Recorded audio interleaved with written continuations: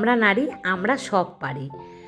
আর আমি তো ঠেকে ঠেকে শিখে গেছি, মানে আমার মতন যারা আছো। আর এই যে ঠেকে শিখলাম, এই ঠেকে যে শেখার পেছনে কতটা জার্নি যারা থাকে তারা জানে। আর আমার মিষ্টি বন্ধুরা, তোমরা আমাকে অ্যাপ্রিসিয়েট করো আমার এই একা থাকার জার্নিটা। তোমরা তো মানে খুব ভালোভাবে দেখো, একদম আমার পুরো লাইফস্টাইলটা আমি তোমাদের সামনে দেখাই। তো ভীষণ মানে তোমাদের থেকে ভালোবাসা পাই, মনের জোর পাই, অনেক কিছু। কিন্তু একটা কথা জেনে রাখো, এই যে আমি একা থাকছি, একা করছি, একা সমস্ত কিছু শিখে গেছি, সেটা তো অনেক দিন সময় লেগেছে। এই শেখার জন্য কিন্তু আমি অনেক সুনামের সাথে সাথে বদনাম পেয়েছি, মানে প্রচুর বেশি না বদনাম আমি পেয়েছি। আমি এই যে একা করছি, আমার মেয়েদের সাথে পড়তো, তো ওর মেয়েও, মানে একদম আমার মেয়ে আর ওই মেয়েটা হচ্ছে সেম বয়সী। এটা কি দিলাম বলতো, একটু জল দিলাম, কারণ যদি মানে তলায় লেগে যায়, খুব বেশি তেল মশলা তো নেই সেই কারণে। তো যাই হোক, আমার মেয়ের সাথে পড়তো, একদম সেম বয়সী। তো ওর বাবা জানো তো বলেছিল, আমাকে না অবশ্য আর একজনাকে বলেছিল, যে আমি নাকি ভীষণ সাংঘাতিক এক নারী। আমি যে মানে একা একা থাকি, একা একা থেকে সব কিছু করতে পারাটা মানে অনেক মানে চ্যালেঞ্জের ব্যাপার। তো সেই চ্যালেঞ্জটাকে ওরা দেখেছে খুব সাংঘাতিক নারী হিসেবে আমাকে।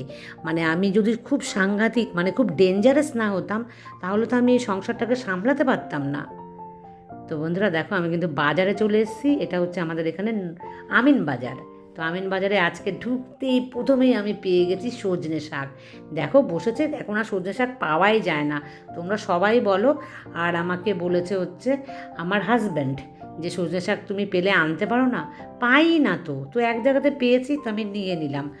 সে আবার ভাঁজ করে রেখে দিচ্ছে, অনেক টাকা দাম চেয়েছে। আমি বললাম কেন, এর আগের দিন তো আমি 10 টাকা আটি করে নিয়ে গেছি, আজকে কেন বেশি বলছো মাসি? সাথে সাথে মাসি আবার রেখে দিয়েছে, নিতে হবে না। আমি আবার বললাম না দাও, না নিলে তো আর পাবো না সারা বাজার ঘুরে। যাই হোক, আমি নিলাম আর মাছ বাজারে আসলাম। এই মাছ বাজারটা কিন্তু বেশ বড়, আমার বেশ ভালোই লাগে। তবে এই মাছ বাজারে মাছের কিন্তু দাম একটু বেশিই আছে। যাই হোক, তবুও মাছ নিতে আমি এই বাজারেই আসলাম, কারণ ঘুরিয়ে ফিরিয়ে তোমাদেরকে কিন্তু একটু আমি বাজার দেখাচ্ছি। আর আমার বাড়ি থেকে আমি যে বাজারে রেগুলার যাই, সেই বাজারটাও হচ্ছে যতটা দূর, আর এই বাজারটাও ঠিক ততটাই দূর। তো এটাতেই আমি আজকে আসলাম। আর আমাকে যে সাংঘাতিক নারী বলেছে, মানে ডেঞ্জারাস আসলে এই কথাটা ব্যবহার করেছিল। তো আমাকে বলেনি, যাই হোক, যাকে বলেছিল সে আমাকে বলেছিল যে জানিস তো, তুই যে একা একা সমস্ত কিছু করিস, তোর হাজব্যান্ড নেই, তো সেই কারণে তুই হলি খুব ডেঞ্জারাস, মানে আমি খুব খারাপ। না হলে কি আমি পারি এগুলো সমস্ত ম্যানেজ করতে? কই ওদের বউরা তো এগুলো করতে পারে না। তো ভাবো, আমাকে এই দৃষ্টিকোণ থেকে দেখেছিল। তার আগে বলিনি বন্ধুরা, বলবো এই কথাটা পরে আরও। এই যে মটরশুঁটি আমি ফ্রোজেন করে রেখেছিলাম, সেটাই কিন্তু আদা কাঁচা লঙ্কা দিয়ে একদম পেস্ট করে নিয়েছি। আর কিচ্ছু না, আলাদা করে আমি আদা বাটা কিন্তু দিই না, সিম্পল একদম। দেখো কীভাবে বানাবো, আর দেখবে একদম ফুলকো ফুলকো টসা টসা কাকে বলে, সেইগুলো কি বানাবো বলো তো বন্ধুরা, বুঝেই গেছো না? তো সেটা কিন্তু একদম ফুলকো ফুলকো হবে। তো আমার মতন করে বানিয়ে দেখো, একদম সিম্পলভাবে, খেতে কিন্তু দুর্দান্ত হবে। আমার সব কিছুই সিম্পল। আমার চ্যানেলের নামও মিঠু সিম্পল লাইফস্টাইল, আর আমি থাকিও সিম্পল। খাওয়া দাওয়াও দেখবে অল্প তেল মশলার মধ্যে আমি কত সুন্দর, মানে আমার মতে মনে হয় যেন আমি ম্যানেজ করতে পারি। আর তোমরা অনেকেই কিন্তু আমাকে অ্যাপ্রিসিয়েট করো, যেমন মুন, ও আমাকে বলে আমার মতন করে নাকি ও এখনও সবজি রান্না করে, খেতে ভীষণ ভালো হয়। ভীষণ ভালো লাগে এগুলো আমার শুনলে, বড় পাওয়া মনে হয়। ঠিক দেখেছো, ময়দার ভেতরে এইভাবে ঢুকিয়ে দেবে, একদম পুলির মতন, যেরকম দুধ পুলি বানাতে করি সেইভাবে করে এইভাবে মুখটাকে কিন্তু একদম মুড়ে দেবে আস্তে আস্তে। দেখো আমি আস্তে আলতোভাবে কিন্তু করবে, এইভাবে একটু চ্যাপটা চ্যাপটা করে একটু সাইজ করে দেবে, যাতে ফেটে না যায় বেলতে গেলে। তো দেখো রেডি। আর ওই যে সাদা প্লেটটা দেখলো, ওটার মধ্যে কিন্তু আমি হালকা তেল দিয়ে নিয়েছি, না হলে টানতে গেলে মানে তুলতে গেলে লেগে যেতে পারে তলায়। আর ঠান্ডা হয়েছে পুরটা, তারপরেই কিন্তু আমি দিচ্ছি। আর একদম সেম এইভাবে দেবে বন্ধুরা, আমি তোমাদের বলছি, একদম ফুলকো ফুটবল হয় না, সেই ফুটবলের মতন কিন্তু হবে, আলতো হাতে হাতে। তো আমি দেখো সুন্দর করে করে দিচ্ছি। আর তোমরা কারা কারা ভালোবাসো মটরশুঁটির কচুরি, দেখো অনেকগুলো কিন্তু আমি এগুলো নিয়ে নিয়েছি পুর ভরে। এবার ভাজবো আর গরম গরম খাবো। তো তোমরা দেখো আমি ফুটবল বানাচ্ছি। যখন মানে আমি পারতাম না এগুলো বানাতে, মা তো ভীষণ এক্সপার্ট ছিল জানো তো, বানাতে পারতো। কিন্তু মা আজ আর এক্সপার্ট নেই। মা বলে তুই শিখে গেছিস আমার থেকে, ব্যাস এটাই আমার আনন্দ। কারণ একটা সময় মা পারতো, এখন মাকে দিলে না মা দেখবে কীরকম যেন মানে সমস্ত গুলিয়ে ফেলে জিনিসটা। আমি বলি ঠিক আছে, তোমার এবার রিটায়ার্ডের সময় হয়েছে সেটা বোঝাই যাচ্ছে, এবার আমি যে শিখে গেছি। তো মেয়েকে বলছি, মেয়ে বলছে মাম্মাম তুমি কি সুন্দর ফোলাতে পারো। আমি বললাম একটা সময় তুই পারবি, তারপরে আমি আর পারবো না তখন। আমার মা কিন্তু ঠিক এরকমই পারতো, কিন্তু এখন দিলে মা গুলিয়ে ফেলে। তাও পারে মা এখনও, যায় বয়সে। তো দেখো মেয়েকে দিলাম ছোলার ডাল আর হচ্ছে ফুলকো ফুলকো মটরশুঁটির কচুরি। আর আমার জন্যও কিন্তু আমি নিয়েছি, আমি নিয়েছি 3টে, মেয়েকে 5টা দিয়েছি। মেয়ে বলছে 5টা আমি পারবো 5টা খেতে? বললাম খাবি? দিয়ে বলছি না 5টা পারবো না। বললাম ঠিক আছে, যা পারিস খা, নাহলে রেখে দিবি। তো মেয়ে পারেনি, মেয়ে খেয়েছে 4টে আর আমি 3টেই খেয়েছি। আর বাজার থেকে বলে নি কী মাছ এনেছি, ওটা এনেছি শোল মাছ, ট্যাংরা মাছ, চুনো মাছ মানে মৌরলা মাছ, আর মাটন নিয়ে এসেছি। আর এই মাটনের কাহিনিও বলছি, আজকে মাটন আনতামই না। আমার হাজব্যান্ড কিন্তু আমাকে বলেছে যে মেয়েকে মাটন এনে খাওয়াও, মানে প্রথমে কাল রাতে বলেছে কী খাওয়াবে মেয়েকে। আনলাম দেখি মাছ খাওয়াবো হয়তো, বলছে মাটন আনবে না। আমি কি বলেছি জানো বন্ধুরা, আমি বলেছি মাটনের পয়সা নেই আমার কাছে। দিয়ে তখন বলছে ঠিক আছে আমি দেবো, তুমি এনে মেয়েকে খাওয়াও। আর আজকে অনেক সবজি নিয়ে এসেছি, দেখেছো তো, মানে পুরো বাজারই পারলেই বৃষ্টির মধ্যে। তবে যেখানে শুকনো দোকান, মানে যে সবজিওয়ালার দোকানের মধ্যে জল পড়ছে না সেখান থেকে আমি নিয়েছি, আর যেখানে জল পড়ছিল শুধু শাকটাই নিয়েছি। তো মাটন রান্না করি একদম সিম্পলভাবে। আর শোনো আমার হাজব্যান্ড তারপরে বলছে যে নিয়ে আমার থেকে নিও টাকা, তো আমি দিয়ে দেবো। আমি বললাম আচ্ছা, বলছে বেশি করে মাটন আনবে, আর আজকে মেয়েকে বাটি ভরে বেশি করে দেবে, বলবে যে কতটা তুই খেতে পারিস, মানে যদি পুরোটা পারিস পুরোটাই খাবি। আমি বললাম আজকে ঠিক আছে, আমি বড় বাটি করে মেয়েকে আজকে দেবো খেতে। তো শুধু মাটন দিয়ে না ভাল লাগে না, মনে একটা কিছু হলে ভাল লাগে। তার জন্য ভেন্ডি চচ্চড়ি আমি একটু বানাচ্ছি। আর ধনেপাতা 10 টাকার কিনেছি, তো ওখান থেকে মনে হয় 1 টাকার ধনেপাতা আমি দিলাম। তো যাই হোক, যেটা বলছিলাম বন্ধুরা সেটা বলি। সেই ভদ্রলোকের কথা একবার বলি।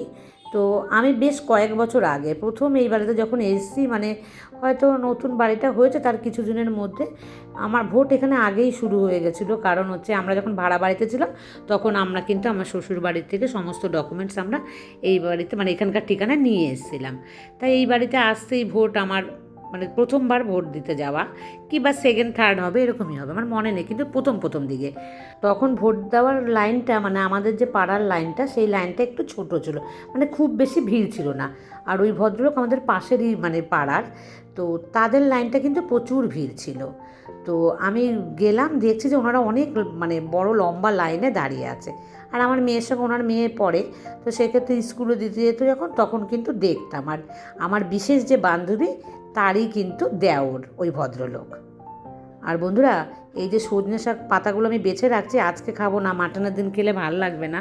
আমাকে কিন্তু জানিও তোমরা এটাকে সেদ্ধ করে কিভাবে খাবো, বিশেষ করে চৈতালি আমাকে একবার বলো, আমি কিন্তু সেইভাবেই খাবো, কারণ পুষ্টিগুণটা বজায় রাখার জন্য। ভেজে খেলে বলেছে যে এর পুষ্টিগুণ থাকে না, তো সেদ্ধ করে কি একবার বলেছিল চৈতালি আমাকে, ভুলে গেছি। তো ভিডিও দেখলে কিন্তু অবশ্যই বলবে, আমি কিন্তু নাহলে ভেজে খেয়ে নেবো কালকে। রান্না কমপ্লিট হয়ে গেছে বন্ধুরা।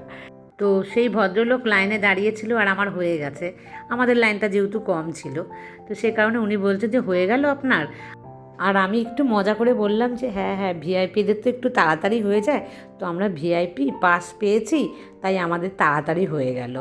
তো ওই কথাটা না উনি নিতে পারেনি, ওনার সাথে সাথে কিন্তু মাইন্ডে লেগে গেল, দিয়ে আমাকে কি সাংঘাতিক কথা বলছে। আর এই দেখো মেয়েকে দিয়ে দিয়েছি একদম বাটি ভরে মাংস। মেয়ে বলছে এত মাংস? আমি বললাম হ্যাঁ পাপা বলেছে তো খাও। আগেই কিন্তু মাটন মুখে দিয়েছে ভাত খাওয়ার আগে। আর এখন বিকেলবেলা এসেছি, একদম ভাল লাগেনি মাঝখানে আসতে, সকাল থেকে এক নাগাড়ে করেছি না বাজার ঘাট, ওই জলকাদার মধ্যে একটু হাঁপিয়ে গেছিলাম, তো একটু রেস্ট নিয়ে এইবার আসলাম।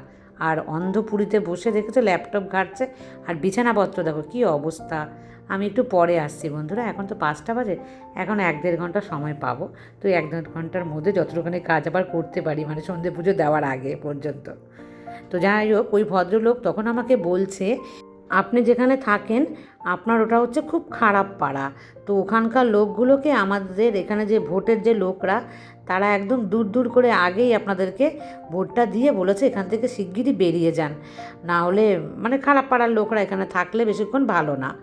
তো আমি না অবাক হয়ে গেছি, উনি ওই কথাটা থেকে উনি ভালো সেটা বোঝানোর জন্য আমাকে চেষ্টা করলো। তো বয়স্ক মানুষ হয়ে, মানে বয়স্ক বলতে আমার বয়সই হবে, তো এরকম কথা বলাটা কি ঠিক বলো বন্ধুরা? তো আমার না তখন ভীষণ মানে খারাপ লেগেছিলো যে উনি এরকম করে বলছে। আচ্ছা ঠিক আছে, দেখবো, মনে মনে না একটা প্রতিজ্ঞা আমি করেছি। তবে সেই প্রতিজ্ঞাটা এখন আমি বলবো না। কোনো দিন যদি আমার মানে সার্থক হয়, ঈশ্বর যদি চায় আমার সেই মনোবাঞ্ছনাটা পূর্ণ হয়, সেদিন আমি বলবো যে উনি আমাকে যে খারাপ বলেছিল সেটার প্রমাণ আমি সেদিন দেব। কারণ ঈশ্বরকে আমি সাথে সাথে জানিয়েছি, আর আমি মনে মনে একটা পণও করেছি। আর মনে জেদ রাখা ভালো, জানো তো বন্ধুরা? মনে তোমরা জেদ রাখবে, যে তোমাকে ছোট করবে তুমি তাকে কিচ্ছু বলবে না তার উত্তরে, তুমি অপেক্ষা করবে সেই দিনের জন্য। আমি অপেক্ষা করছি সেই দিনের জন্য। আর হাতে নাতে সেই ভদ্রলোক কিন্তু কিছু ফল পেয়েছেও, তবু আমি বলবো না সেই বিষয়টা, পরে একদিন তোমাদের সাথে আমি শেয়ার করব যে অহংকার মানুষের যে পতনের মূল, তার কিন্তু পতন অলরেডি ঈশ্বর চাইলে, অবশ্য আমাদের চাওয়াতে কিছু হয় না, ঈশ্বর চাইলে কিন্তু পতন হয়ই হয়, তাই না বন্ধুরা? তো কখনো কাউকে এরকম খারাপভাবে বলতে নেই।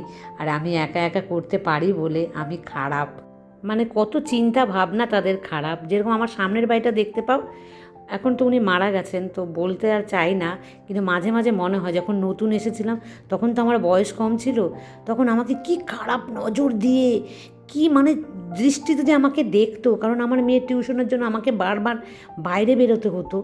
তো আমার সেগুলো খুব মনে পড়ে যে আমার ইয়াংকালটা এরা আমাকে কত বদনামই না দিয়েছে। হয়তো এখনও দেয়, তবে এখন আর কারো সাহস হয় না যে আমাকে কিছু বলতে। তখন নতুন ছিলাম তো, তাই অনেকের সাহস ছিল। এখন বয়স বেড়েছে, পুরনো হয়েছে, এখানকার বাসিন্দা হয়েছি, আজ 12 থেকে 13 বছর হয়েছি, তো সেই কারণে আজ আর কেউ সামনে বলতে সাহস পায় না। তাই এই জীবনে কত কিছু যে শুনতে হয় আর কত কিছুকে ইগনোর করতে হয়, আর এই ইগনোরটা অবশ্য আমি তোমাদের থেকে শিখেছি। তোমরা সবসময় আমাকে বলো আর আমাকে এত সাপোর্ট করো, তো সেই জন্যই কিন্তু আমি সমস্ত ভুলে আবার কিন্তু হাসি মুখে আর একটা দিন শুরু করতে পারি। আর আমাকে গীতাঞ্জলি বলেছে যে দিদিভাই তুমি আমাকে ভুলে গেছো নাকি, তুমি আমার নামটা নাও না। না বোন, একদমই আমি ভুলে যাইনি। অনেক ভালোবাসা তোমাকে, অনেক আদর, আর এরকম মিষ্টি মিষ্টি কমেন্ট করো, আমার সাথে থেকো, রোজ রোজ কমেন্ট করো, তাহলে কি বলো তো আমার খুব ভালো লাগে। আর যারা রোজ রোজ কমেন্ট করে দেখবে আমি কিন্তু ঘুরিয়ে ফিরিয়ে প্রত্যেক দিনই বলতে গেলে তাদের কারো না কারো নাম কিন্তু আমি নেই, কারণ তারা এমন কোশ্চেন আমাকে একটা করে, তখন কিন্তু আমি তাদের নাম নিতে মানে অটোমেটিক আমার মুখে কিন্তু চলেই আসে। তো অনেক ভালো থেকো আর আমার পাশে থেকো এইভাবে, আর কমেন্ট করো। বর্ষা বলেছে যে আমাকে আমার ব্লগ তো ছোট হয়ে যায়, তারপরেও আমি বলি যে বড় হয়ে যায়, অনেকটাই নাকি ছোট হয়, আমি তারপরেও বলি বড়। তো ও একদমই ঠিকই বলেছে, কারণ হচ্ছে আমার কাছে 13-14 মিনিটের ব্লগ মানে অনেক বড়, কারণ দেখতে চায় না। এই বর্ষার মতন যারা আমাকে ভালোবাসে তারাই কিন্তু আমার বড় ব্লগ দেখতে ভালোবাসে। তো যাই হোক, আজকে আমি বর্ষা তোমার জন্য কিন্তু একটু চেষ্টা করেছি বড় ব্লগ বানানোর। তো এইভাবে সাথে থেকো, কমেন্ট করো, ভীষণ ভালো লাগলো তোমার কমেন্ট পেয়ে, অনেক আদর আর অনেক ভালোবাসা। আর এই বেডশিটটা যখন আনতে গেলাম, গিয়ে দেখছি জানো কি করেছে পাখি, এর উপরে বসেছে, পাখির পায়ে কাদা, কাদা নিয়ে বসেছে, মাঝখানে কিন্তু দাগ পড়ে গেছে পায়ের, পাখির পায়ের দাগ কাদা। তো আমি আর কিচ্ছু করতে পারলাম না, ওটাকে একটু ঝেড়ে ঝুড়ে আবার কিন্তু ভাঁজ করে রেখে দিলাম। আর এই দেখো মেয়ের কীর্তি, মেয়ে শাড়ি পরা শিখবে, আমি একটা শাড়ি বার করে দিয়েছি, হবে না। এই যে গ্রিন কালারের একটা দেখতে পাচ্ছ ওর হাতে হ্যাঙ্গারে, বলছে আবার দেখাচ্ছ কেন, তুমি বন্ধ করো। আলাম এই শাড়িটা পরে তুই শিখবি শাড়ি পরা? যে বলছে কেন, কী হয়েছে? আলাম কী হয়েছে, ভালো শাড়ি পরা যদি তুই শিখিস তাহলে সেটা খারাপ হয়ে যাবে না? দেখো বন্ধুরা, এরকম একটা বাটার সিল্ক শাড়ি, প্রথম যখন আমি এটা যখন ভাড়া বাড়িতে ছিলাম তখন আমি কিনেছিলাম আমাদের এই কৃষ্ণনগর থেকে। কি সুন্দর লাগতো তখন, তখন তো আমার খুব একটা বেশি শাড়ি ছিল না, একদম বাটারের মতন কিন্তু নরম, তো প্রিন্টটাও কি সুন্দর, এখনও চকচক করে। তখন আমি খুব শাড়ি পরতাম, জানো তো। তো শাড়িটা বার করে দিয়েছি, দেখো মেয়েকে আমি পরিয়েও দিয়েছিলাম, দিয়ে আমি বললাম তুই চেষ্টা কর, তো কেমন লাগছে দেখো, কীরকম সরু আর লম্বা লাগছে ওকে দেখতে। শাড়ি পরলে কিন্তু মেয়েকে খুব রোগা রোগা লাগে, আর বিশেষ করে এই নরম জাতীয় যে শাড়ি সেটা। যাই হোক, ও পরতে তো পারেনি ভালোভাবে, আমি একটু একটু দেখিয়ে দিয়েছি, আবার ও একটু একটু করেছে, দিয়ে আমাকে আবার দেখাচ্ছে যেখান দিয়ে পড়ে যাচ্ছে কেন মাম্মাম। আমি বললাম ওই যে সেফটি পিনটা পেছনের ওইখানটাতে লাগাতে হতো তাহলে। তো দেখো বন্ধুরা কেমন লাগছে জানিও কিন্তু। আর তারপর দেখো রাতের বেলা চলে এসেছি, মেয়ের বায়না আজকে পুরো সানডেতে মানে আমি অর্ধেক সময় কিন্তু কাটিয়ে দিলাম রান্নাঘরে। এত রান্না করলে বলো সময় পাওয়া যায় না, না অন্যান্য কাজ দেখানোর জন্য। তো যাই হোক ভাবলাম আজকে একটু তোমাদেরকে দেখাই। তো রাতেরবেলা মেয়ে বলেছে ম্যাগি খাবো, তো ম্যাগি আমি কীভাবে বানাচ্ছি দেখো। আমার মতন ফাঁকিবাজি করে কে বানাতে পারো, আর তাতে কিন্তু টেস্টি হয়, বাচ্চারা বুঝবে না ফাঁকিবাজি বানালেও। তো দেখে নাও, মটরশুঁটি একটু দিয়ে দিলাম, ঘরে রাখা যে মটরশুঁটি সেটা হালকা ফ্রাই প্যানে ফ্রাই করে। এই দেখো ম্যাগিটা এইভাবে তোমরা কি কেউ দাও? আমি কিন্তু দিই বন্ধুরা। একদম শেষ ছিল ম্যাগি, তো দেখো দেখছি যে প্যাকেটটা ওর মধ্যে মেয়ে রেখে দিয়েছে। তো যাই হোক তুলে নিলাম, এভাবে একটু হালকা হাতে নাড়াচাড়া করে তারপরে কিন্তু একটু জল দিয়ে দিই। এভাবে বানিয়ে দেখো তোমরা, ভালোই লাগবে কিন্তু খেতে, ঝামেলা ছাড়া। চম্পা যেরকম আমাকে লিখেছে যে তোমার থেকে অনেক অনেক ভালো জিনিস শিখেছি মিঠু, খুব কাজের তুমি, আর আমি নিয়মিত দেখি তোমার ভিডিও। তো এই যে শেখা, বা আমি তোমাদের থেকেও শিখি, তোমরা আমার থেকে শেখো, এটা কিন্তু অনেক বড় পাওয়া, তো অনেক বড় ভালোবাসা এগুলো। তো চম্পা খুব ভালো থেকো। আর চম্পা বসিরহাট থেকে দেখে, বসিরহাটেরও কিন্তু খুব নাম আছে, তাই না বন্ধুরা? বসিরহাটে কিন্তু আমি কোনোদিনও যাইনি, তবে প্রচুর নাম শুনেছি। তো ভালো থেকো চম্পা, আমার সাথ দিও। Love you, love you, love you. আর এই দেখো দেখো তো বেশ ঝরঝরেই কিন্তু হয়েছে ম্যাগিটা। মেয়ে চুল টুল কিন্তু বেঁধে নিয়েছে, নিজে নিজেই বিনুনি করেছে চুলের, বলেছে না চুলগুলো পাগলের মতন উঠছে। তাই আমি বললাম নে খা এটা, আর রাতে কিছু খেতে হবে না। বলছে না রাতের খাবার আর কিচ্ছু খাবো না। আর এই যে ম্যাগি মশলা পুরোটা নেবে বন্ধুরা। তোমাদের কারা কারা বাচ্চারা মানে এরকম ম্যাগি মশলা এত ভালোবাসে, এত ধেরে বাচ্চা হয়ে গেছে, তারপরে পুরো ম্যাগি মশলাটা ও নেবে। যাই হোক বন্ধুরা, সকাল থেকে পুরো রাত পর্যন্ত শেয়ার করলাম। দেখা হবে নেক্সট ব্লগে, টাটা।